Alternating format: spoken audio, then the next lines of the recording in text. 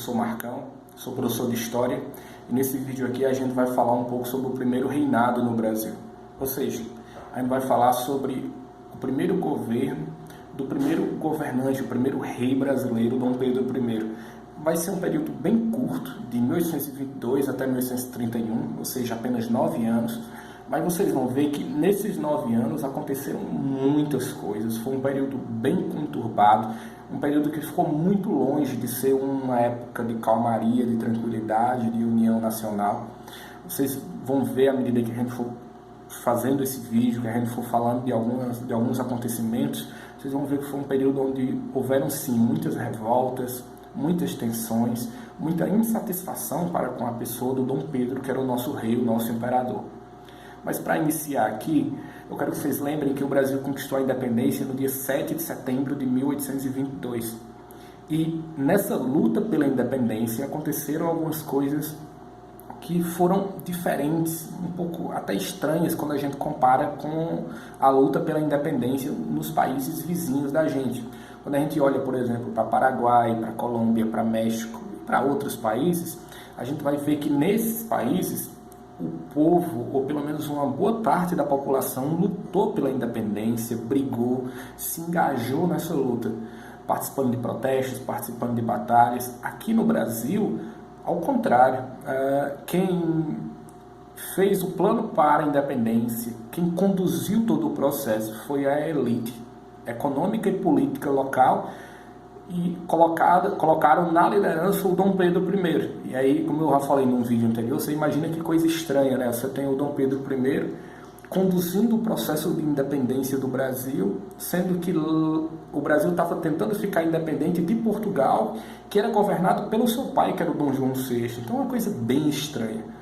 Uma outra coisa que foi diferente quando a gente compara a nossa independência de 1822 com a independência dos nossos vizinhos, é que os nossos vizinhos, quando eles ficaram independentes, eles escolheram como sistema de governo uma república, onde você tem um presidente que governa e os poderes desse presidente são controlados. O presidente, que é o chefe do poder executivo, nos nossos vizinhos, ele tinha que dividir o poder com os outros poderes da república, com o poder legislativo, que eram deputados e senadores que faziam as leis, com o poder judiciário, que eram juízes, advogados, desembargadores, que cuidavam da fiscalização das leis. Aqui no Brasil, a gente escolheu como sistema não uma república, mas uma monarquia, ou seja, a gente tinha um rei, o rei era o próprio Dom Pedro, foi uma promessa que foi feita ao Dom Pedro, nos lidera no processo de independência e a gente vai colocar você para ser o rei, para ser o primeiro governante. Era o prêmio do Dom Pedro. E além da gente ter escolhido a monarquia como sistema de governo, também é bom lembrar que o Dom Pedro ele não era apenas um rei, como a rainha Elizabeth II da Inglaterra é hoje em dia. O Dom Pedro acabou pedindo, se esforçando e fazendo de tudo para que todo o poder fosse concentrado na mão dele. Então, além dele ser rei, ele também era um rei com muito poder em suas mãos. Tanto que, enquanto nos nossos vizinhos a divisão era em 3 poderes, executivo, que era o presidente, legislativo, que era os deputados e senadores, e judiciário, que eram os juízes, aqui no Brasil, além desses 3, você tinha um 4º poder, que era o poder moderador, onde quem fazia parte desse poder era o próprio Dom Pedro e, segundo ele, a função era intermediar as disputas, as brigas e os desentendimentos entre os 3 primeiros poderes. Na prática, isso acabava dando muito poder na mão do Dom Pedro para interferir no legislativo, interferir no judiciário. Também é importante lembrar que logo no início desse governo brasileiro, desse Império Brasileiro de 1822, o que acontece é que a gente tem aí uma união da religião com a política. E ao longo da história, você pode guardar isso em sua mente. Sempre que um governante misturou política com religião, ele consegue controlar as massas. Principalmente hoje, muito ainda, mas no passado principalmente, em que as pessoas eram muito religiosas, apegadas demais à religião. E o que aconteceu no início da história do Brasil, no começo desse primeiro reinado, é logo a criação do padroado, ou seja, da mistura da política com a religião, do Dom Pedro com a Igreja Católica Apostólica Romana.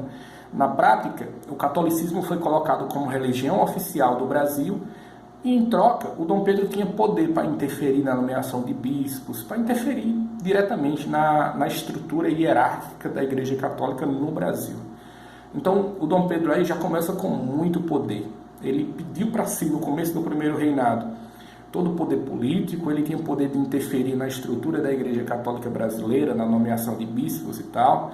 Então, a gente percebe que no começo da história do Brasil, a gente tinha um rei, que era o Dom Pedro I, com muito poder em suas mãos. E tudo isso começa na Constituição de 1824. Quando a gente vai para fazer a nossa primeira Constituição em 1824, o plano do Dom Pedro era, vamos fazer as primeiras leis, e nesse primeiro conjunto de leis, ou seja, nessa primeira Constituição brasileira, é para estar claro que eu tenho todos os poderes, que eu tenho um poder absoluto sobre a nação, um poder absoluto sobre as pessoas. E os deputados que foram colocados para serem deputados constituintes, ou seja, aqueles que iam escrever as leis, eles tinham um plano totalmente diferente, de deixar o Dom Pedro como rei, mas o Dom Pedro sem muito poder. Então eles escrevem a primeira Constituição, o Dom Pedro não gosta de ver seus poderes limitados, manda prender um bocado desses deputados, joga essa Constituição fora e ele mesmo manda fazer a primeira Constituição do Brasil. Quando essa Constituição fica pronta em 1824, ela já vem com essa divisão que eu falei anteriormente em 4 poderes: executivo, legislativo, judiciário e poder moderador, dando muito poder ao Dom Pedro. Ela vem com essa mistura entre Estado e religião, criando essa instituição do padroado, onde o Dom Pedro podia interferir, de certa forma, na Igreja Católica. E ela vem também com a criação do voto censitário, ou seja, só podiam votar para escolher deputados, para escolher os políticos que iriam governar junto com o Dom Pedro, que era o rei, quem tivesse uma certa renda, que na época era estipulado em 100 mil réis. Então todos os pobres ali ficavam à margem da política, eles não podiam votar, então eles também não participavam. Na prática, isso acabava excluindo. Agora, assim, contextualizando, a gente tem que lembrar que a gente está falando de 1824, e a maioria dos outros países no mundo, você pega a Revolução Francesa e até outros sistemas, eles acabavam utilizando esse sistema de voto censitário, onde só quem votava era quem era rico. Era uma coisa ruim? Era, mas era o que era feito na maior parte dos países na época. A gente já tinha alguns países onde as pessoas podiam votar independentemente da renda, mas essa ideia de só vota quem é rico, só vota quem tem dinheiro, na época era uma coisa que estava em voga em muitos países do mundo. Tá? Mas não deixa de ser uma coisa ruim. Eu vejo muita gente hoje em dia dizendo assim: o brasileiro não sabe votar. Mas desde o começo da nossa história, em 1822, quando a gente ficou independente, você, em vez de deixar todo mundo votar, você coloca só os ricos para votar. Tudo na nossa vida a gente vai aprendendo com o tempo. A gente começa, por exemplo, a dirigir um automóvel, a gente dirige muito ruim e vai melhorando. Votar, eu acredito que seja a mesma coisa. Mas isso é outra discussão. Mas o fato é, na primeira Constituição de 1824, só podiam votar no Brasil quem tinha pelo menos ali uma renda comprovada de 100 mil réis. Vamos seguir em frente.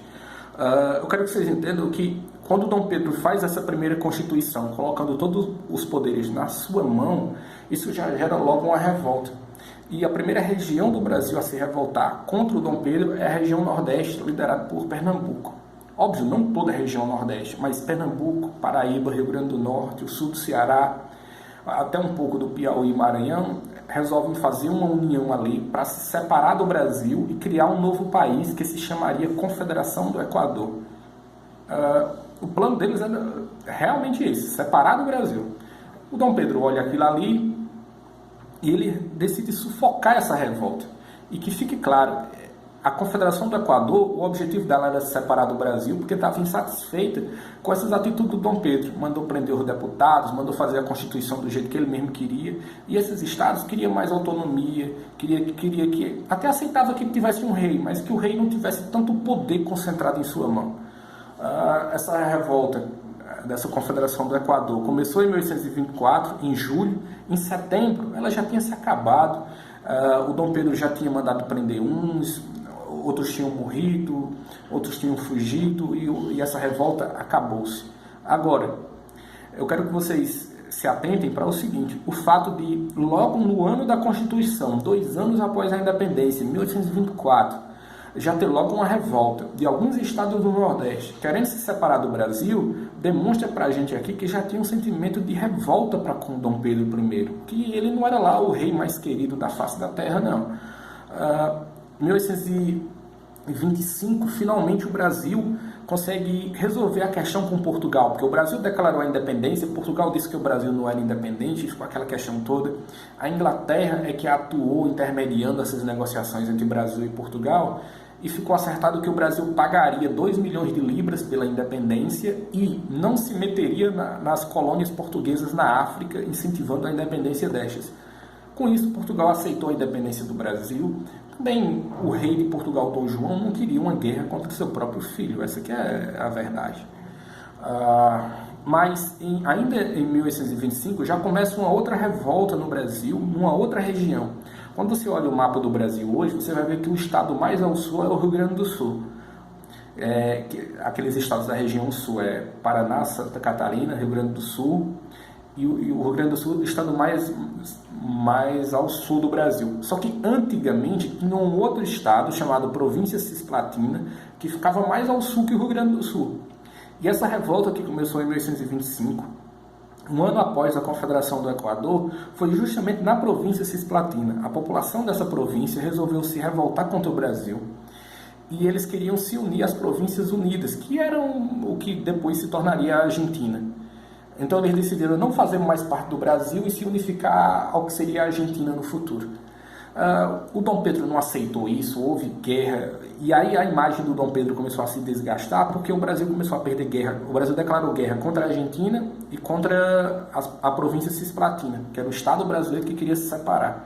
O Brasil começou a perder batalha contra a província Cisplatina, batalha contra as Províncias Unidas, e a moral do Dom Pedro e do exército descendo, e a população criticando.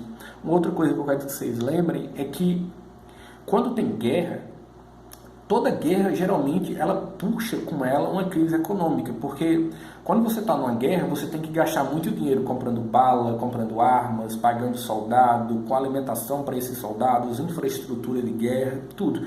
E tudo isso é dinheiro que você poderia estar gastando em saúde, educação, construindo estradas, melhorando a infraestrutura das cidades. Então, o povo estava criticando Dom Pedro porque o Brasil estava perdendo a guerra. E o povo ainda criticou ainda mais o Dom Pedro quando viu a crise econômica se aproximando. Então você percebe, começo do governo do Dom Pedro, guerra no Nordeste contra a Confederação do Equador. O Brasil ganhou, manteve unido. Guerra na província Cisplatina.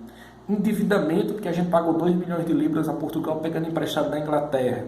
Agora, com essa guerra contra a província Cisplatina, o Brasil pega mais empréstimos, se endivida ainda mais para sustentar essa guerra, e uma guerra que termina em 1828, com o Brasil não conquistando nada. Antes da guerra, o Brasil tinha a província Cisplatina como um estado brasileiro, mas quando vai em 1828, o Brasil faz um acordo com a Argentina e com a província Cisplatina, onde diz o seguinte: o Brasil diz, olha, tudo bem, a gente aceita que a província Cisplatina fique independente. E a Argentina diz o seguinte: tudo bem, a gente não vai anexar a província Cisplatina. O que acaba surgindo ali é um outro país que tem até hoje, que é o Uruguai. Então, o que hoje é o Uruguai, antes era um estado brasileiro que nessa guerra de 1825 a 1828 acabou conquistando a independência do Brasil.